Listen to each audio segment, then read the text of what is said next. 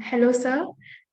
This is Justina. I'm from Zenonco and Love Heals Cancer. I would like to welcome you for this cancer healing journey session. The main objective of this session is to inspire patients and caregivers to give a stronger fight to cancer. These stories give them hope and inspiration that there is always light. We have realized that our own experiences, which we share, that holistic healing lifestyle changes are very essential in cancer journey. So we are very happy to have you for today's session. Sir, could you please introduce yourself? Thank you so much. Good afternoon. I'm Venkat Krishnan, aged 47, currently residing in Mumbai with my family. I have a kid who is in school, so wife is a housewife and my mom is with me. And I'm currently in the IT industry, 20 plus years in the IT industry. So I was diagnosed 2 years ago, approximately, with a particular type of leukemia. It's called acute myeloblastic leukemia. It's a type of blood cancer. And prior to the diagnosis, I did not have any serious symptoms, actually. Because the diagnosis happened during the peak of COVID in the second half of 2020, around August 2020 is when I was diagnosed. But prior to that, the only symptom that I had was I used to feel mild feverish. That's all. Maybe temperature would be around 99 or 99.5 in the thermometer. That's it. But there were no other symptoms that I had, except that since it was all work from home during the COVID peak at that point, I was also working from home, and maybe I might have been working a little extra at home. And I might have worked maybe overtime a little bit because there was nothing else to do apart from working. Because you switch on the TV, the only news that you will see is all COVID news, 2 years ago. So I gradually realized that I was feeling a little bit weak prior to diagnosis, and then gradually I developed a little, pain in the lower abdomen. So I thought I'll go for a checkup with the doctor. So when I did a checkup with the doctor, they said maybe you should take a blood test and a few other tests and maybe a sonography and all of that. But otherwise, I was active. I was moving around. Just that I used to feel a little bit tired, and so then the doctor said, and because it was heavy monsoon rains in Mumbai and COVID and all that, the doctors advised that since there are multiple tests involved, you can get yourself admitted in the hospital for 1 or 2 days. We will complete all the tests, and then based on the diagnosis, we can prescribe the further course of treatment. So it was a hospital near my residence, 2-3 kilometers away, and I went there and got myself admitted, and then they did all the tests and the sonography and everything. So sonography was again for the lower abdomen because of the pain that I had in the lower abdomen. And I did not have any of the other cancer symptoms related to leukemia, except for the mild fever that that was visible in the thermometer. So they had given me some antibiotic medicines and painkillers and paracetamol, saying that if I take these medicines, I should be all right in 3 to 5 days, minimum time period for antibiotics to be prescribed. So the treatment continued for the first day and the second day. And then I think in the blood reports of the second day, the doctor suspected that there could be something wrong because the blood parameters were not looking correct. So, so they could not narrow down the suspicion to say that it was blood cancer. They said, why are there, very odd variations in the especially in the hemoglobin, white blood cells and red blood cells and platelets. So we might have to do some further tests and maybe send the blood samples to bigger outside laboratories for testing to find out what could be the cause. So that process took one more day. So by the third day, they had taken fresh samples and sent it to an outside lab, and the outside lab and then came back and confirmed saying that this is what it is, that it is a case of leukemia.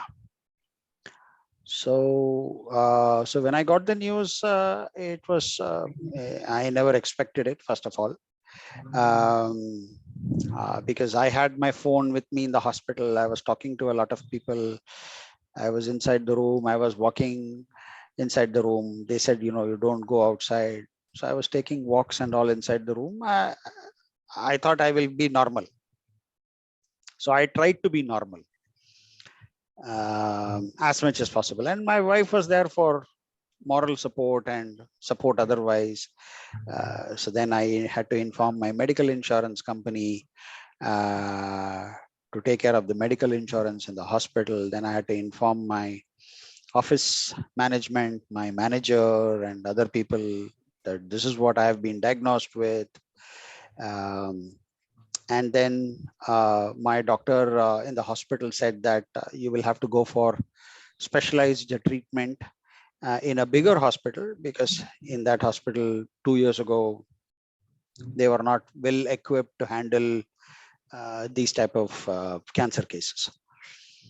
So I consulted some of my relatives, and we got in touch with a very senior hematologist, hemato-oncologist rather, in Mumbai city, because I live in the suburbs, that is in the Thane suburbs, and Mumbai city is like 30-40 kilometers away from here. But Mumbai is a very huge city. So so they said you send all the reports by WhatsApp or email because of COVID and because of the monsoon. So I sent everything by email and WhatsApp to them. They had a look at the reports, and then they said, you please come over to the hospital in Mumbai and get yourself admitted there. So the hospital is Leelavati Hospital in Bandra. And I was under the care of Dr. M.B. Agarwal, who's a very senior hematologist who practices there and in few other hospitals also. So I took a discharge from my current hospital, and I directly moved to the other hospital, that's Leelavati Hospital, for further treatment. And then the whole process of chemotherapy treatment and everything started from there. Okay, sir. So, sir, how was the treatment? What all treatment did you do, like undergo? So basically, since the blood cells were low, they said that chemotherapy will be a very long treatment process. They explained the schedule, they explained the duration, the timelines, the number of months or the number of years it will take for treatment, and the type of treatment, the number of cycles of treatment. So all of that, there is a certain treatment protocol that they follow. So all of that was explained to us. So I realized that this is not something that will go away in 1 month or 2 months, but this is going to be a very long process. So I had to be, mentally prepared, physically prepared, financially prepared, because insurance will cover only limited amount. So for the balance amount, I had to make financial arrangements also, because I'm the only working member in my family. My wife is a housewife, right? So, and of course, then we had to make arrangements to see how my son can attend a school, because it was all online school at that point. So it was a little convenient for my mother to take care of my son because of online school. Otherwise, it becomes a challenge dropping the kid in school, coming back home, and all that stuff. But anyway, because the distance between my residence and Leelavati Hospital is quite far, it's almost like 45, 50 kilometers. So, so when I had to make all those different arrangements, then the doctor also came back and told us that I have a rare blood group. So for my blood group, I need to arrange a lot of blood donors, because during chemotherapy, there will be a lot of blood transfusion required. And since the body is not generating sufficient amount of healthy blood cells, since it's a type of blood cancer, right? So we will have to depend on donor's blood until such time that the treatment is done. So um, it was in all about 4 cycles of chemotherapy treatment that lasted for about 8 months approximately. And in the process, we had to arrange for a lot of people to come, get themselves tested, and make sure that they are all of the same blood group. Because it was a rare group, we couldn't get any other donor with any other group to come and donate. Because rare group, the shortage was there, even in the hospital's blood bank and other third-party blood banks also. So we were in touch with many blood banks. I was on call with a lot of people. My wife used to talk to a lot of people. We used to make a lot of arrangements. I took my office laptop with me. I told my wife that I can't keep going home every time to connect, and also I will do work from hospital rather than work from home. Because even though it is a very good hospital, amenities are good, facilities are good, everything is taken care of, it is very expensive. But when you switch on the TV, you don't have any entertainment. You only see COVID news at that point of time. So I said, I'll take my laptop with me. I'll connect, I'll do my office work also, let the treatment also run in parallel, focusing on work and the nature of work, because I was in a very senior position, and I had people working under me, and a lot of work responsibilities were also there. So suddenly me going away into treatment means that I don't have an immediate backup to whom I can hand over everything and say, boss, you take care of the work, and I am away. That was not the case. And since I was in Mumbai city, good network connectivity, good internet connectivity and all that. So I said, I took my laptop, and many days my laptop was throughout with me. Um, Online reading mails, if possible, I used to go on call. But I realized that my energy levels were very low, so I couldn't talk on every call. It used to be only audio calls.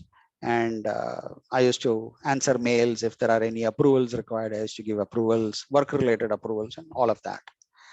So so that is how that went. So that was like a good distraction for me, rather than focusing on what somebody is doing to me for my chemotherapy part of it, right? But then the doctor said that we will have to insert a line.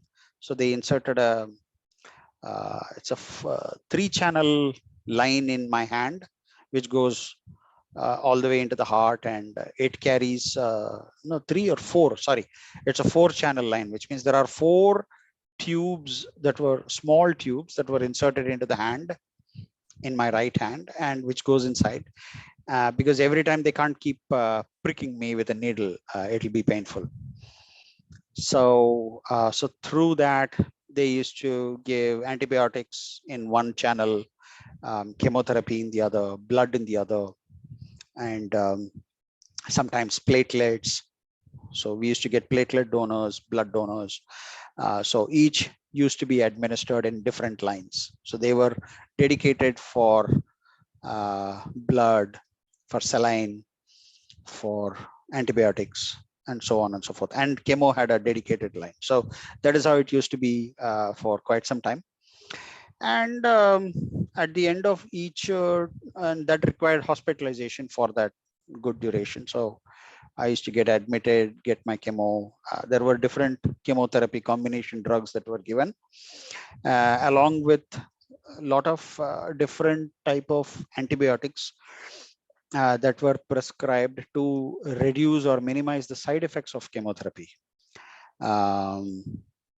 Because chemo has a lot of side effects, right? So to reduce the side effects of all those, these antibiotics were given, and they said I need to be on a very specific diet, which is very low in salt, very low in sugar, or practically no sugar at all, very low oil, very low spice, and the different combinations of fruits and no raw, nothing raw, no raw fruits or no raw vegetables.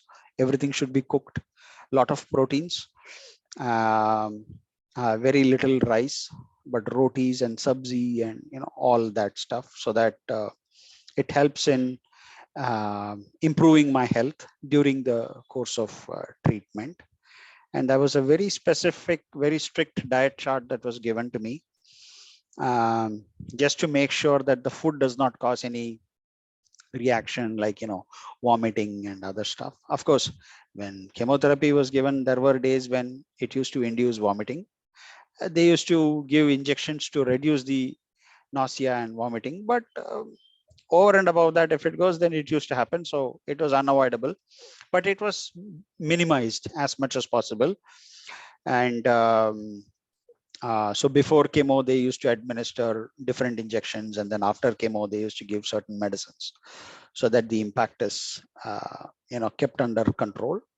And I was asked to follow even the COVID protocol of wearing masks and hand sanitizer and gloves, because any other infection, because you're immunocompromised during that time, right? So immunity level is actually very low. So make sure that strict COVID protocol is followed.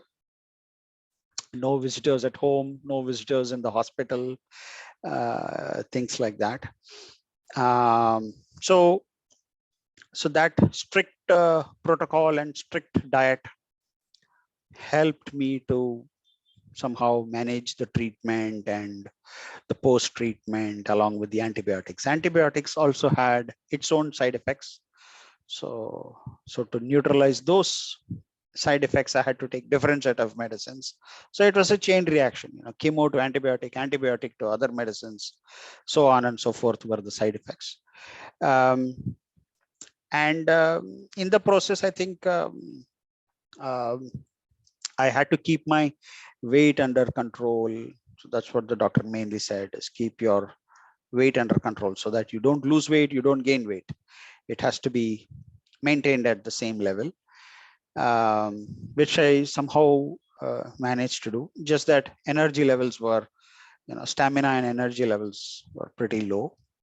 That is a tough part. And don't take any type of work related stress or family stress or financial stress or anything of that sort, because that can cause unnecessary fluctuations in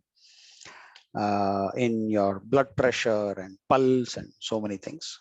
So I had a slight BP earlier, but I was taking Ayurvedic pills for blood pressure. That's all, because it was in borderline. But then the doctor said, no, we need to come out of Ayurvedic tablets for BP and take regular BP tablets. So which I took, and then we stopped the BP tablets also. And then now recently we have started the BP tablets, because again, it's on borderline. So I said, fine, no problem with that. But I don't have any other history of, I don't smoke, I don't drink, I don't have any bad habits. So we tried, in the sense, we looked at genetics and a lot of different tests we did to see from where, how this could have happened, but we could not trace anything. All right, sir. So, sir, how did you manage your emotional and mental well-being during the uh, cancer treatment journey? Because, as you said, it was painful and stressful, and everything was new for you. So, emotional. My wife was with me, so I had somebody to look at and talk to. Um, I asked the doctor that I should get a hospital room where, if I open the curtains, I can see something outside, and something that I can look at rather than watching TV. I insisted the doctor that I should be in a twin bedroom, twin sharing room rather than a single room, because then there will be some other patient I can talk to, right, as a means of distraction. Um, I kept myself, emotionally, in the sense I used to do a lot of prayers. I'm a Hindu Brahmin, so I used to do a lot of prayers, and I used to watch a lot of prayer videos on phone, which my wife used to play. So that really helped, doing a lot of prayers in the hospital room. Okay, every day, without fail, morning, evening, um, and that kind of kept me in balance, because for my age, considering the fact that my wife is obviously younger to me, my son is just in school, he has a long career ahead, you know college and other things. So what was important for me was, how to take care of family, what I need to do. So the financial aspects were something that I was working out very carefully to see, matlab, how much will my treatment cost me, and what is it that I'll have to spend out of my pocket, so that it does not impact my family in any way, and all of that stuff, right? So those things were keeping my mind always running. So people used to say, why are you thinking so much? But I said, I am probably used to that for so many years, so maybe I'm like that. But um, I used to receive a lot of wishes and messages from my relatives, from my friends, from my colleagues, inquiring about how I am, what I'm doing, all of that stuff. So that's what I said. I had my phone and my laptop with me, so that was a good distraction from many other things. While I realized that the the pain of chemotherapy is something that I have to endure, I don't have a choice. So I had to, take that journey. That's it, right? And then my doctor came back and said, in these type of cases, either we continue with chemotherapy or we do a bone marrow transplant. So I think that's the only thing which I was not mentally prepared for, is a bone marrow transplant, because there are certain risk factors that are involved in a bone marrow transplant. And apart from the risk factors, um, the financial factors are also there, right? But money comes, money goes. That's difficult to control. But the risk factors were something that I thought through, I analyzed for a very long time. And even after 1 year of treatment, also my doctor asked me, do you want to go for a bone marrow transplant? But I said no, I will still continue with chemotherapy. And because from the doctor standpoint, bone marrow is a more foolproof method of completely eradicating cancer, so that the person need not endure the painful side effects of chemotherapy every time, right? And even if there are any residual traces of cancer cells which are dormant and which have not multiplied, um, then the best way to eliminate all of that is doing a bone marrow transplant.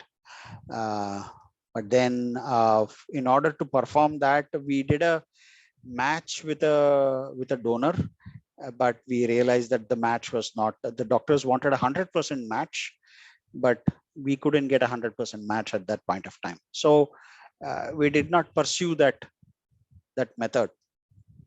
So the only alternate method that was available was to go ahead with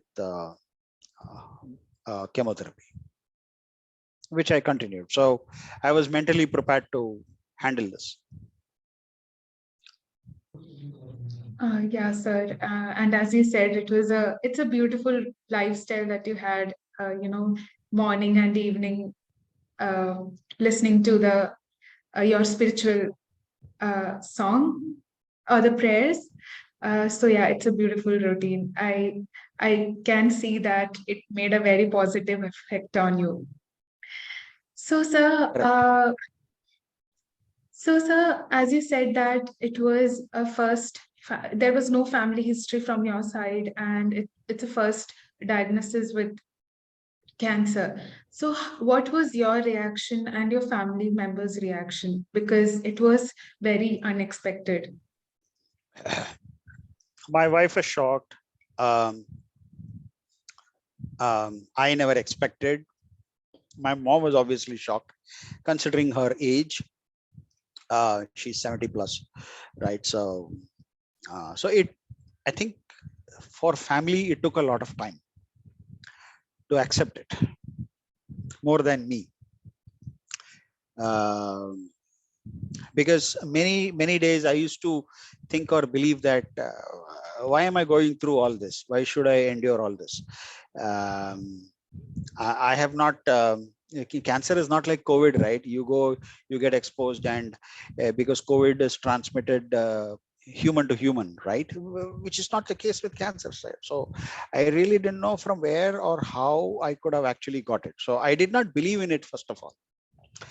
Uh, it is only that my medical reports were saying and my doctors were saying this is what it is, and of course, insurance company, medical, doctors, and everybody were very clear. So I had to endure that part of it, right? So, um, so I did not have any choice but to accept that reality at that point, right? But I did not think deep into why this happened to me. Why should I suffer like this? All of that, right? So the doctor said, we will inject you with very high doses. You have to be prepared. I said, fine, I'll do it. I cannot say no to the doctor, right? Because they follow a treatment protocol. So every time he says, okay, this is the quantity, this is your dose based on your body mass index, BMI. This much will be given to you every day. I said, fine, go ahead and do it. Now, what is it that I need to do? What is it that I need to be prepared for, right? So what is the diet I should take, or what is the number of blood donors I need to arrange and stuff like that. So sometimes I used to call, on many occasions, my wife used to call different blood donors, asking them to come to the hospital to donate and everything. So that is how it was. It was a very busy time in those days. So aspects related to insurance and other things, I used to do it online myself. I told my wife, you can't handle any of this, I will take care of it. I did that. That's all. I mean, maybe that is how I am mentally prepared to fight this. So for me, it was like, how do I go ahead and get to the next stage, to see by when this whole thing can be completed. That was my only focus and attention, right? So there are two aspects that, people will react, people will respond. I chose to respond to a situation rather than reacting to the situation, because if I'm going to keep reacting to everything, it will only emotionally disturb me. Then that will be tough. I will not have the strength to handle my own emotions. So I had to keep my emotions separate, fight it, so that my son used to ask me, when are you coming back from hospital, right? He also has to see my face, right? I can't do WhatsApp video every time and say, hey, I'm doing fine with this, that, and then he said, why are you sitting there? You better come here. Right? So that is how it was. So that is how I had to fight it, right? But in case of women, in case of family and relatives, for different people the reactions were very different in terms of how they took it emotionally. Some people were shocked. Some people really did not know what happened, how. where, because they said, I don't have any habit, so ye kahan se aaya, kaise aaya, stuff like that. So I don't have any words to express it. That's how it happened. And TK, then what next needs to be done? All right. So then some of the relatives came and said, we will help you wherever possible. Maybe somebody will cook food and bring it to the hospital, things like that. That's how we had to manage it during the peak of COVID times those days. Yes, sir. Your response was the outcome of a positive outcome. I can see that. So, sir, so did you make any lifestyle changes? As you said that you followed a very strict diet plan. So besides from that, and as you said that you used to follow, so are you still following it? Yeah. And any other lifestyle changes you had during the treatment and after treatment? See, basically, um, the doctors and the dietitians. Okay, the dietitian plays a very important role in the hospital. So they came and said, don't eat anything raw. No raw vegetables, no raw fruits. Okay? Even if you're having a fruit, make sure you remove the skin. Like in case of apples or any other fruit is concerned, remove the skin and have it. Right? Because they might spray pesticides or anything. So if it is there in the skin, you take it off and then you eat it. Right? So that was the first thing. Then the second is anything that is consumed should be fully cooked or well boiled, so that you can consume it. It should not be semi-cooked or uncooked type of food. The third is avoid all processed food. Avoid all foods that contain any type of preservatives. I mean, I'm talking only vegetarian food because I'm a vegetarian. In vegetarian, like for example, ketchup. Ketchup contains preservatives, so don't have ketchup, right?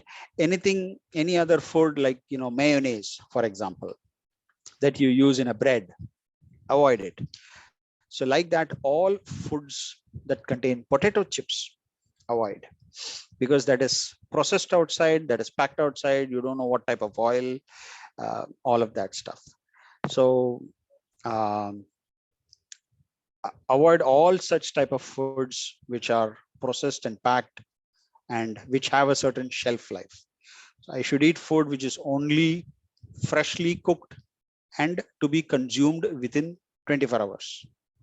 So if home food made by my mother kept in the fridge and I consume it after 2 days, no, because bacteria will form, bacteria will develop in that. Even if it is kept in fridge, even if mother's cooking or wife's cooking, avoid it.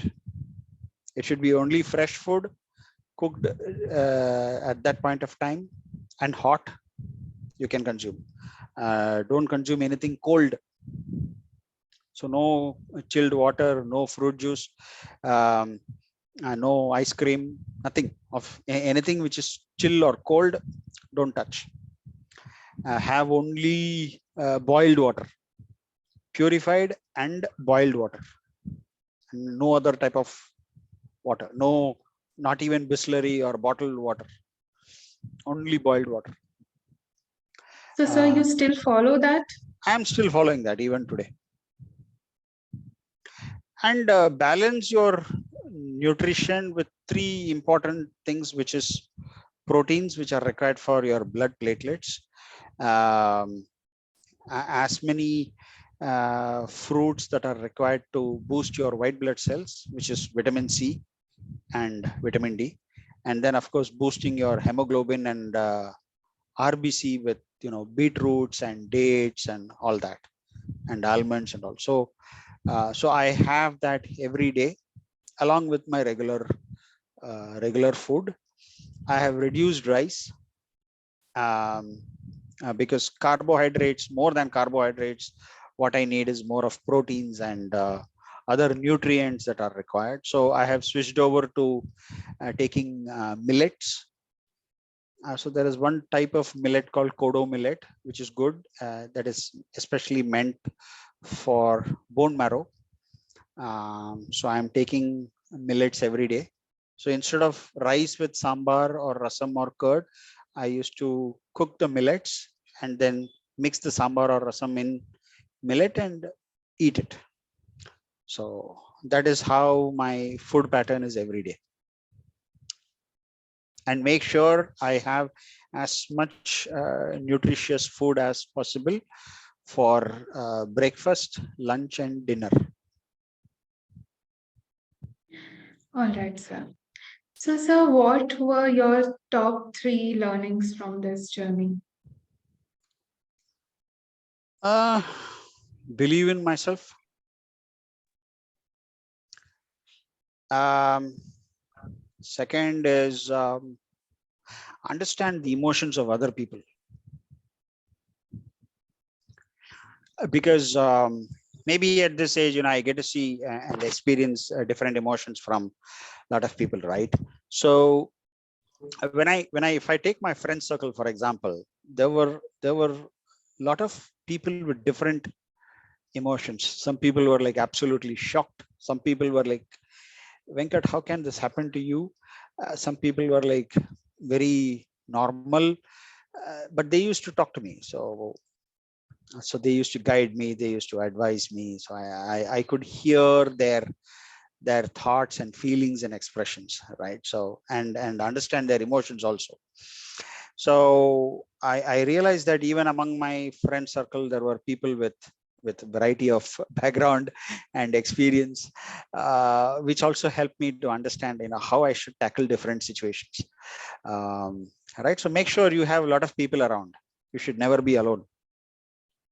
Okay, you should always have company, whether the company is physical, directly people attend, visiting you in hospital, because during COVID there were no visitors. So everybody used to call on phone or WhatsApp video. That's how it used to be, right? But you should have a circle. That's very important. And that circle gives you a lot of relaxation, right? Otherwise you will feel very alone. It's very difficult. Of course wife will always be there with you, but you should have a lot of people around you. The third is, I was always looking beyond what I'm currently going through, because if I look at beyond what I'm currently going through, then only I will know how I can clear my current hurdle. And I think I also, as much as possible, I was trying to keep myself updated of a lot of developments in my office, so that I can keep pace with whatever changes that are happening. Because if I miss 1 month or 2 months of office, and if I go back, I will know how much of backlog will be there, right? And if I miss learning all that, if I miss updating myself of all those developments, then I'll feel I'm getting left out. No, so I can't afford that. So I have to keep myself updated every day of every email, what is going on. So that helps me to take it to the next day, and so on and so forth. So that kept me moving. That literally kept me moving. I told my wife, boss, I'll book the cab in Uber, Ola. We will go from place to place. I will take care of all of that. I don't need any help. I don't need any wheelchair. I don't need anybody to hold my hands. I will walk on my own. so Wonderful. so I did that. That's it. Okay, sir. So, what would be your message to cancer patients and caregivers? I think first of all, for okay, so let me address for cancer patients first and then for caregivers. Because if I have to talk about a caregiver, then I will have to take the example of my wife, right? Any cancer patient, no matter how serious or critical the type of cancer is that they are dealing with, and no matter what stage that they are in, stage 1 or stage 4, right? They have to have a lot of fighting spirit. Okay. Two, they have to trust the doctors, the medicines, and everything, that yes, this will work. They have to trust and believe in God, that even that method of healing will also work. They have to believe in themselves that they will get cured and come out of it. Right? When that belief is very strong, because 50% of the fight is a mental fight. It's actually a mental battle. If you're able to overcome that, nothing like it. Fantastic. And to make sure that during the course of treatment, they don't run into any complications. Like, for example, the moment you identify that some particular medicine is causing some complication, remove it, replace it with a different one. If one type of chemotherapy is causing a complication, try to work it out with the doctor to see if there is any other alternate medicine that will help in reducing the impact or reducing the side effects, right? The third is make sure that if you start following a diet pattern, you have to be strict about it. You can't go back and indulge in, having fried items and having oily stuff and having a lot of salty stuff and all that will defeat the whole purpose. So so that is my advice. When it comes to caregivers, and yeah, I forgot to mention one thing. The advantage that I had was because I had my phone and my laptop with me. There were a lot of things that the doctors used to discuss, sometimes in my presence, sometimes doctors to nurses in my presence, a lot of medical jargon, medical terminology that they used to use. And since I'm an IT guy, I don't understand the deeper technical meaning of all the medical jargons that they used to use. But I always used to open up Google, find out what this is, for this type of cancer, what is the best way of treatment, what are the side effects possible, what type of diet, how do you go through the curative process, how do you go through the preventive process. So I read a lot of information online, from the internet, from the cancer websites like cancer.org and many other internet sites, from where I could get a lot of information about cancer treatment, side effects, reactions, information about each cancer drug. If a particular cancer drug is used in me, what is the name of that? What does it do? Has it been, how long it is in the market? How many people has it been tested upon? Since I had a lot of time in the hospital, I used to do all of that research. I used to go through Google and so many sites and get all that information to know, okay, if I take this medicine, I should know what type of side effects I can expect. And for those side effects, what is the best way to reduce the side effects or neutralize the side effects, so that I am mentally prepared. I don't have to expect some surprise from a doctor or somebody saying, this is what had happened. So that mental preparation gives you the strength and the confidence to fight it. And that comes with knowledge, that comes with information, nothing else. So even for a caregiver and for a cancer patient,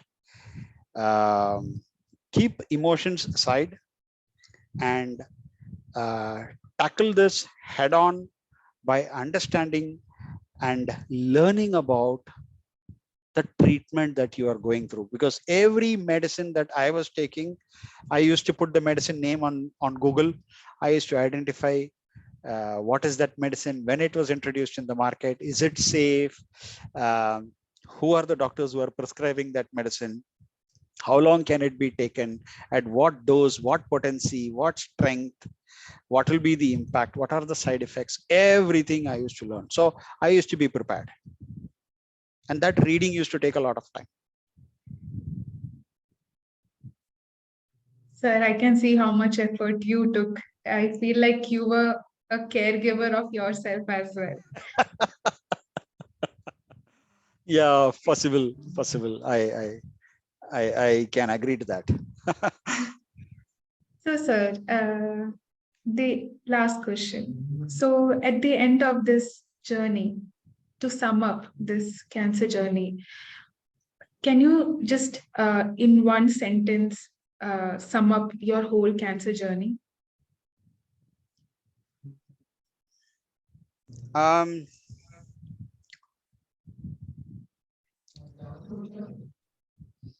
mm, uh,